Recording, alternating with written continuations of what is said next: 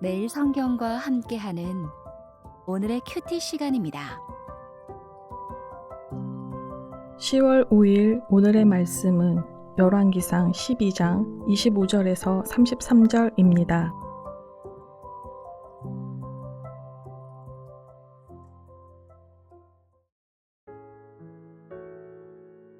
여로보암이 에브라임 산지에 세겜을 건축하고 거기서 살며 또 거기서 나가서 분우엘을 건축하고 그의 마음에 스스로 이르기를 나라가 이제 다윗의 집으로 돌아가리로다.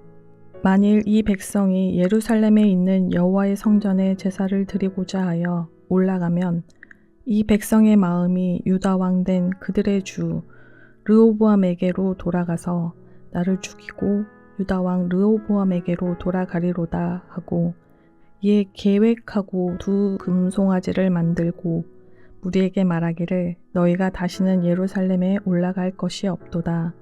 이스라엘아, 이는 너희를 애굽 땅에서 인도하여 올린 너희의 신들이라 하고 하나는 베델에 두고 하나는 단에 둔지라.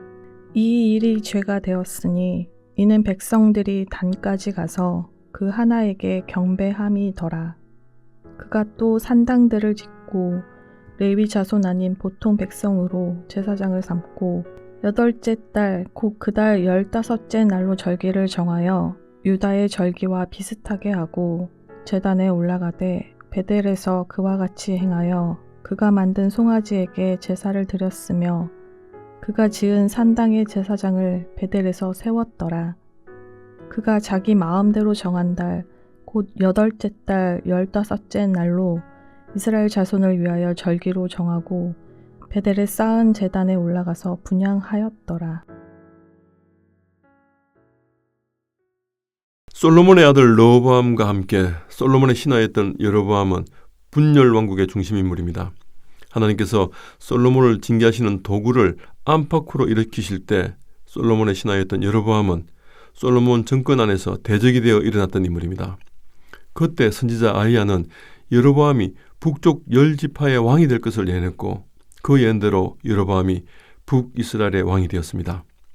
솔로몬의 아들 르호보암과 관계 속에서 반역을 일으킨 것처럼 보이지만 열왕기 저자는 북지파 사람들과 여로보암의 당시 행위를 비난하거나 정죄하지 않습니다.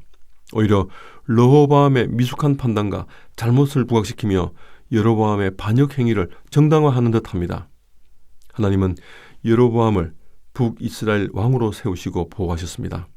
먼저는 선지자 아히야의 예언을 통해 왕으로 세우시고 또 한 번은 어제 본문에서 스마야의 예언을 통해 전쟁이 일어나지 않게 하시며 보호하셨습니다. 하지만 북왕국과 남왕국 사이에 평화기간이 그리 지속하지는 않을 겁니다. 앞으로 계속해서 남북으로 분단된 상태에서 또 당시 세계 열강들 사이에서 두 왕국은 수시로 전쟁을 치르게 될 것입니다. 북이스라엘은 아직 충분히 준비되지 않은 정권이었기 때문에 하나님은 이런저런 상황 가운데서 북이스라엘이 독립된 왕정으로 시작할 수 있도록 도우셨습니다. 이런 상황에서 여로보암은 정치적으로나 종교적으로 남왕국과 맞설 수 있는 강력한 나라를 세워야 한다는 그런 조급함이 생긴 것 같습니다.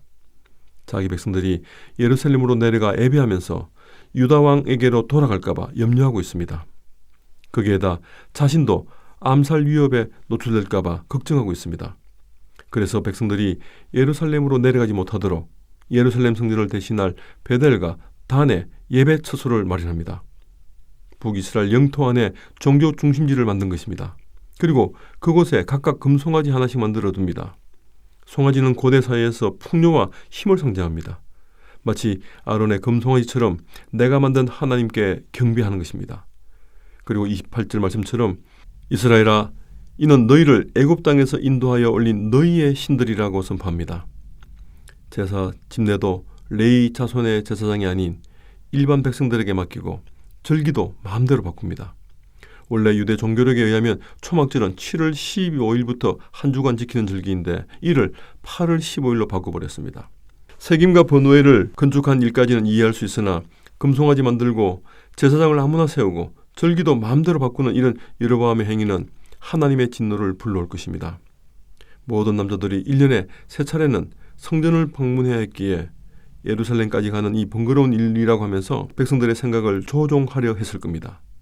어떤 의미에서는 예루살렘까지 가는 그런 번거로움을 줄여주기 위한 배려로 볼 수 있으나 근본적으로 하나님의 대리 통치자인 인간왕의 권한을 넘어서는 일이고 율법을 어기는 일이었습니다.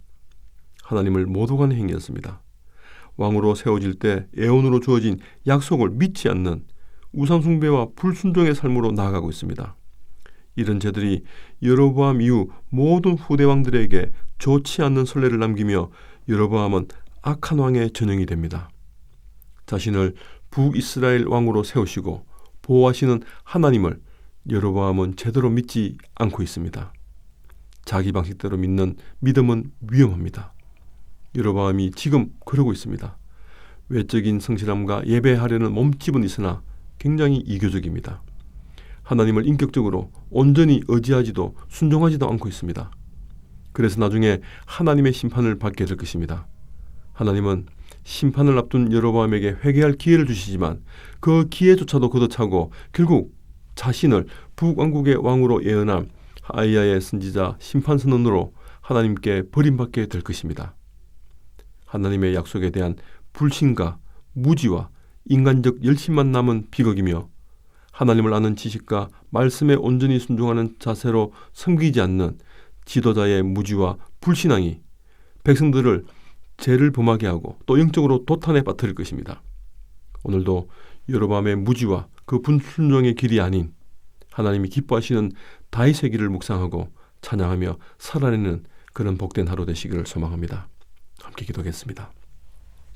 하나님 참 고맙습니다.